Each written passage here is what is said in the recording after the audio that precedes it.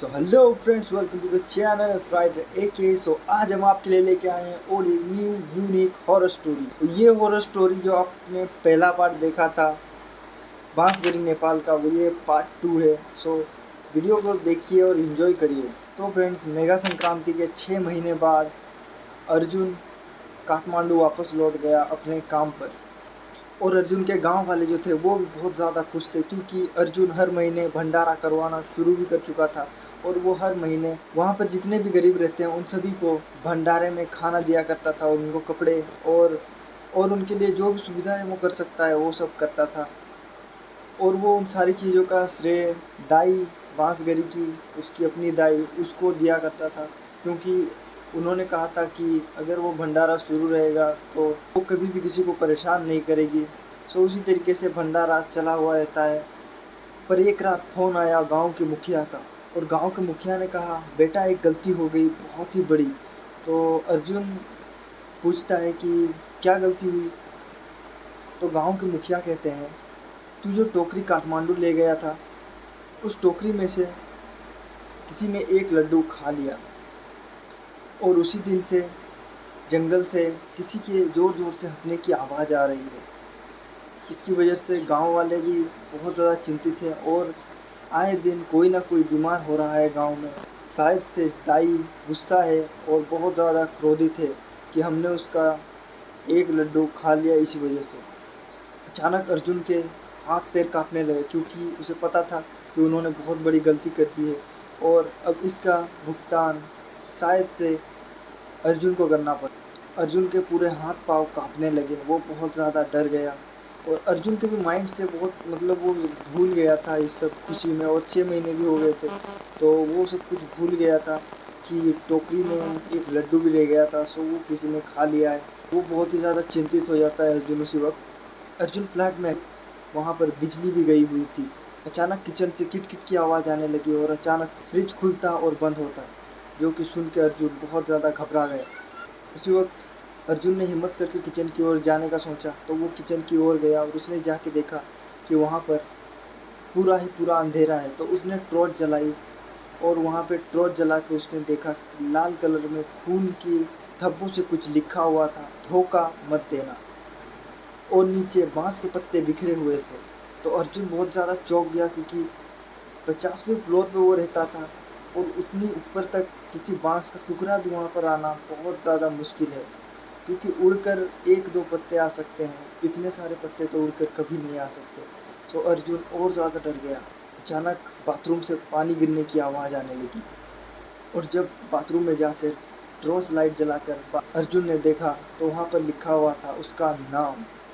और जैसे ही अर्जुन अपना नाम मिटाने के लिए उसकी ओर बढ़ने लगा, अचानक से वो शीशा नीचे की ओर गिरने लगा, और अर्जुन के फेस के साइड का फेस दिखने लगा, दाई का फेस, जो कि एकदम जला था और उसमें से धुआं निकल रहा था। और दाई ने गिरते गिरते कहा कि मैंने बोला था ना, नाम याद रखना, शायद से तू भूल गया। और उसी वक्त फिर के अंदर से आवाज़ आई कि अब सज़ा मिलेगी। तो अर्जुन डर गया, और फिर से आवाज़ आ रही थी, तो इसीलिए अर्जुन सीधा गया फ्रिज के पास, और उसने वो फ्रिज खोल के देखा, तो अंदर में टोकरी रखी हुई थी, जो कि उसे दाई ने दी थी। और उस टोकरी में एक काटा हुआ बांस का टुकड़ा, और बहुत सारे तिल और खून के धब्बे लगे हुए थे, जो देखकर अर्जुन बहुत ज़्यादा डर गया और घबरा गया। और उसी वक्त अचानक से लाइट आ गई। तो जैसे ही लाइट आई, अर्जुन को महसूस हुआ कि उसके फ्लैट के दरवाजे के बाहर में खड़ा हुआ है। तो अर्जुन डरता सहमाता सीधा गया उस दरवाजे के पास, और दरवाजे की जो चाबी लगती है उस वाले छेद से उसने देखा, तो दरवाजे के बाहर कोई भी नहीं था। अर्जुन ने हिम्मत की और वो दरवाज़ा खोला, और जैसे ही उसने दरवाज़ा खोल के देखा, उस दरवाजे के बाहर में उल्टे पैर के निशान थे, जो कि खून से सने हुए थे, और वो बाहर की ओर जा रहे थे, सीढ़ियों की ओर। उसी वक्त अर्जुन को पीछे से आवाज़ आई, बाबू लड्डू खा लो। जैसे ही अर्जुन मुड़ के देखा, तो उसके पीछे दाई खड़ी थी, एकदम 8-10 फुट लंबी, बहुत ही भयानक और पूरा जला हुआ चेहरा। वही दाई, पर उसके बाल बहुत ज़्यादा लंबे लंबे, और हाथ में वही टोकरी, और इस बार उस टोकरी में लड्डू की जगह चिट्ठियाँ थी, जिनमें गांव वालों के नाम लिखे हुए थे। उसी वक्त दाई ने कहा, 50 साल पहले 20 लोग जलाए और अब और जलाना चाहते हैं। और दाई ने कहा, तब तू मेरा रक्षक था, अब तू ही मेरा शिकार है। और दाई ने जैसे उसकी तरफ हाथ बढ़ाया, अर्जुन की सांस अटकने लगी। वो बहुत ज़्यादा डर गया और घबरा गया। उसी वक्त अर्जुन को बचने के लिए याद आया एक उपाय कि दाई को सच सुनना और उसके सामने अगर कोई दिया जला दे तो वो शांत हो जाती है, अगर कोई सच्चे मन से जलाए तो। उसी वक्त अर्जुन जोर से चिल्लाया और बोला, दाई रुक जाओ, मैं धोखेबाज नहीं हूँ।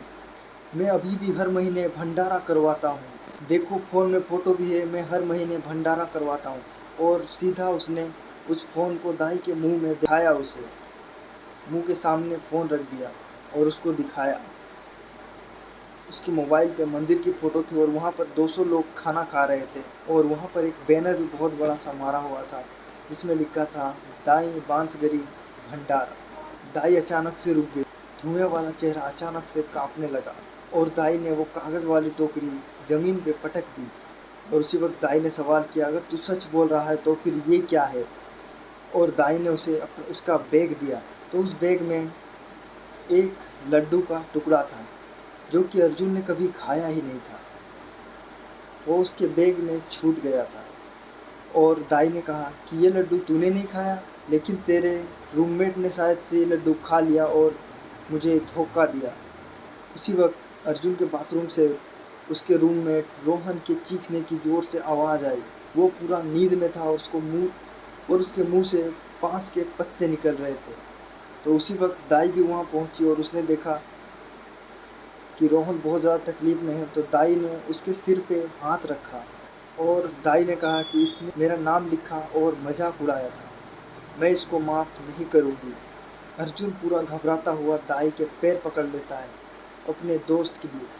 और अर्जुन ने कहा कि दाई से छोड़ दीजिए, मैं आपके लिए 180 जलाऊंगा मेघा संक्रांति की रात को। दाई ने उसी वक्त रोहन के सिर से हाथ हटा दिया और एक गहरी सांस ली, जिससे पूरा रूम ही ठंडा हो गया और सबके बदन एकदम ठंडे ठंडे लगने लगे, जैसे कि कोई एंटिटी वहाँ पर अपना कब्जा कर चुकी हो। और दाई ने उसी वक्त कहा, ठीक है, एक गलती भगवान भी माफ़ कर देता है, तो मैं तेरी एक गलती माफ़ करती हूँ, लेकिन अगर इसके बाद कोई भी गलती हुई तो तुझे माफ़ी नहीं मिलेगी। उसी वक्त दाई ने अर्जुन को एक बांस की सीटी दी और कहा कि अगर तुझे कभी भी खतरा महसूस हो तो इस सीटी को बजा देना, मैं तेरे पास पहुंच जाऊंगी। इतना बोलकर दाई शीशे में सीधा जाके टकराई और शीशा जैसे ही फूटा वो पूरी तरीके से गायब हो गई वहाँ से। और उसके साथ वहाँ पर जो टोकरी रखी हुई थी वो भी गायब हो गई और सभी के नाम भी वहाँ से गायब होने लगे। अगली सुबह रोहन ठीक था, लेकिन उसको कुछ भी याद नहीं था कि कल रात को क्या हुआ है उनके साथ। वहाँ पर सारे शीशे टूटे हुए थे, लेकिन वहाँ पर कोई चोरी नहीं हुई थी। और उसका वो सब वहाँ पर क्यों हुआ था वो अर्जुन को बहुत ही भली भांति पता था, लेकिन वो रोहन को बताना नहीं चाहता था कि उसके साथ रात को क्या हुआ था।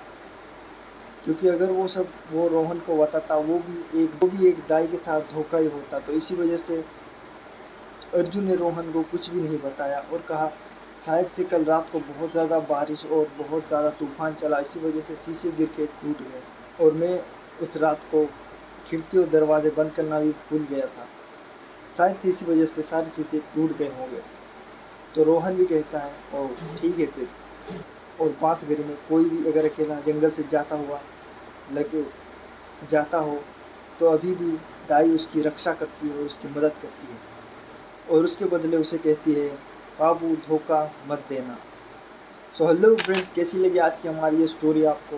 अगर तो स्टोरी पसंद आ रही है तो प्लीज़ से प्लीज़ वीडियो को लाइक करके चैनल को सब्सक्राइब कर दीजिए और अपने भाई को सपोर्ट कीजिए। मैं आपके लिए ऐसी नई और यूनिक वीडियोस रोज़ लेके आता रहूँगा। सो आज के लिए इतना ही, चलिए चलते हैं। Thank you so much for watching, bye.